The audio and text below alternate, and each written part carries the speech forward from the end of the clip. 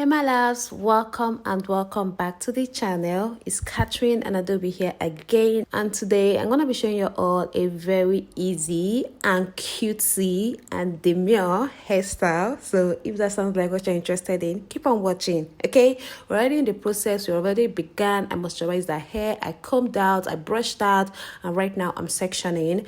I started by parting the middle. I just did a straight pattern. You guys saw that. And right now I am doing this at the side. Yeah, I parted this kind of like a square or rectangle, whatever, and after that I parted in between, or rather I'm parting in between right now.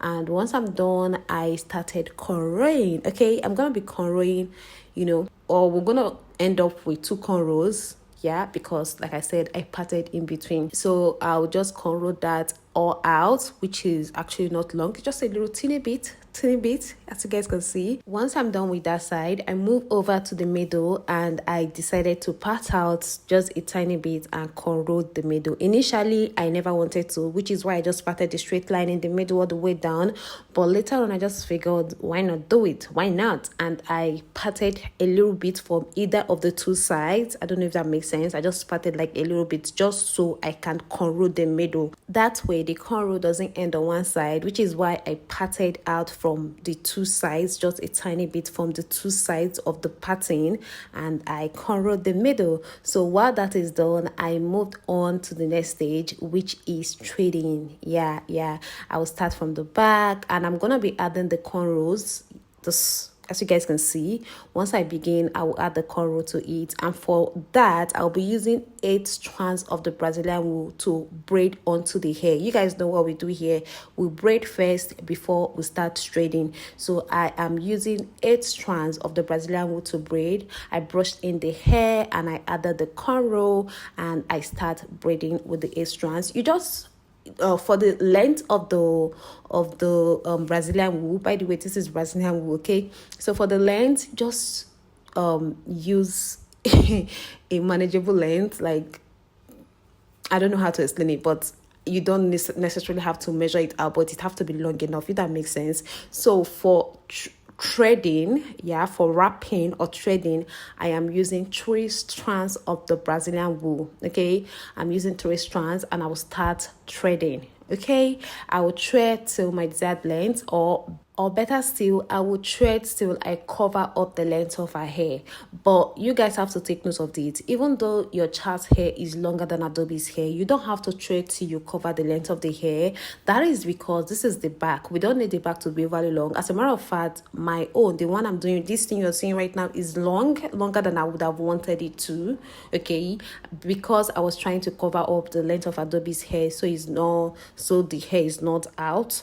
But if I am to correct this, I would not have threaded to this length. I would have just made it a little bit, shorter. So take note, even though your child's hair is longer than Adobe's hair, it doesn't have to be very long. Just make it a reasonable length, like not long. That is because from the front, that is, you guys are seeing that I'm proceeding to the front. It will, as you're threading upwards, as you're threading to the front, like we started from the back, so the length will keep increasing. Okay, I don't know if you guys are understanding me. I started threading from the back, so as I'm threading upwards, the length will keep increasing. You guys are going to see that this next one, this one that is closer to the front, will be long, but the one overall at the front will be longer.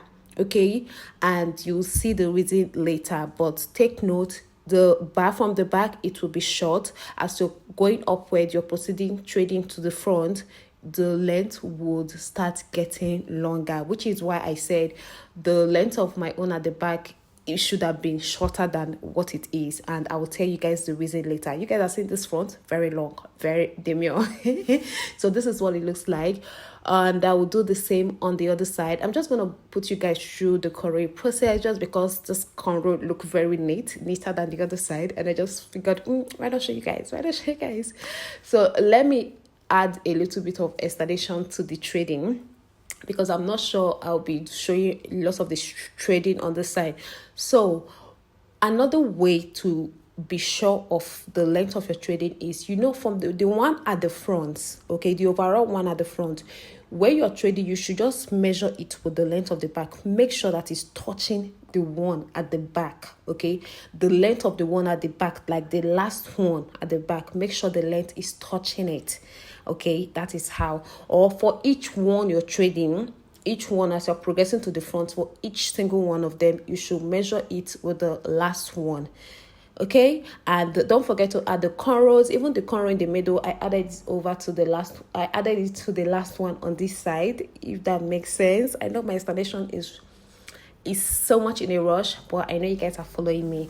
So yeah, and make sure you're brushing in before you start, before you start braiding to trade. You brush in the hair, you comb out the hair, you make sure that the hair is well moisturized. Don't forget to moisturize the hair before you begin any single trading, okay? That is because trading extensions have the tendency of drying out hair very quickly, and we don't want that to happen. So you moisturize the hair before you comb, before you brush. That way the hair will keep retaining moisture even while underneath the trading extension, okay? I hope you guys understood my explanation. So again, this last one is going to be very, very longer than every other one.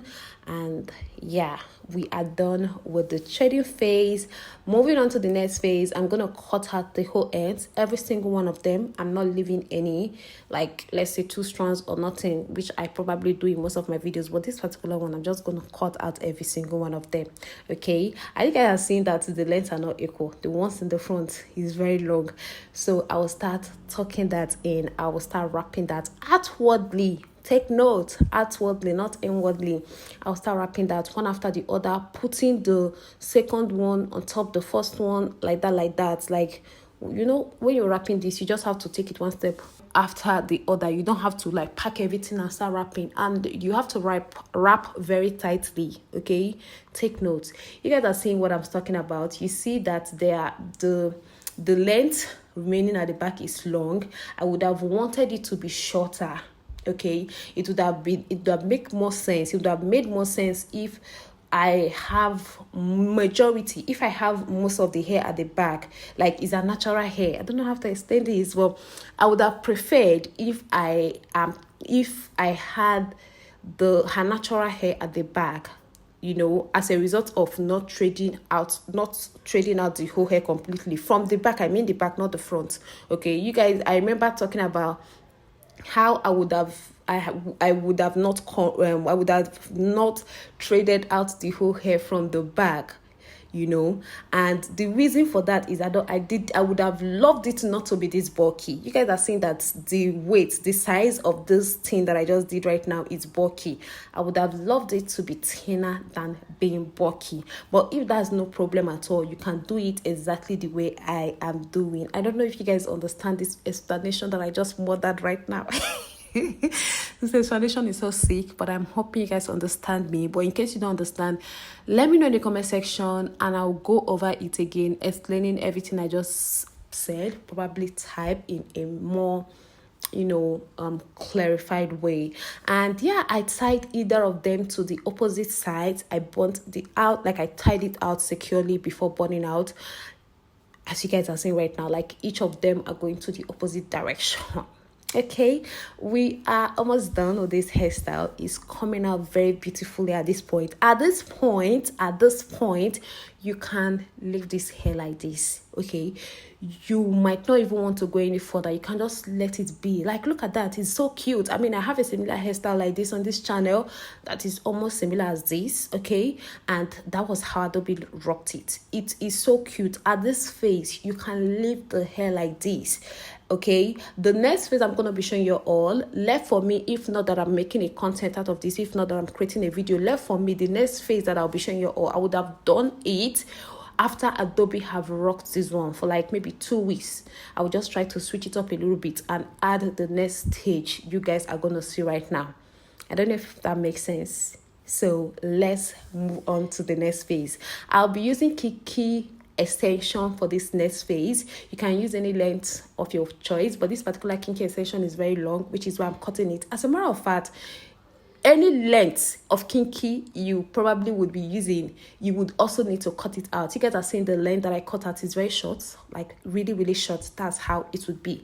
So you probably not even need crochet crochet needle for this phase at all. Even though I had it around, I only used it once, and you guys will see where I used it for. But for every other part, I will just start tying it onto this place, okay, onto this back.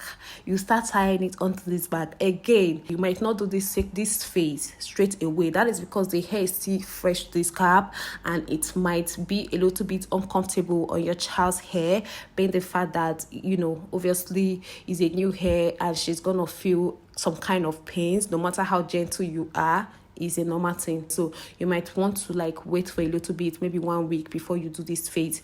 So this is where I use the crochet needle. This is the only place that I use the crochet needle, because I am, you know, crocheting the kinky hair onto the cornrow in the middle, just that place.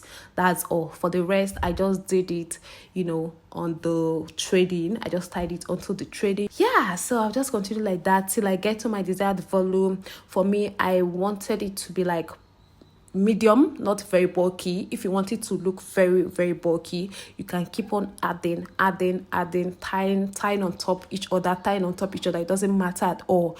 So once I was done tying the kinky hair, I started cutting out the excess because I want it to be even. I want it to be at the same length, and I am just cutting that out. Anywhere I feel like it's shooting out, I'll just cut that out. And I also brushed out. As soon as I was done cutting out my desired length, I brushed it. I used a brush to brush it, which is why it's looking very clean, very natural, very demure, very cutesy, very mindful, everything. Guys, tell me, what do you think?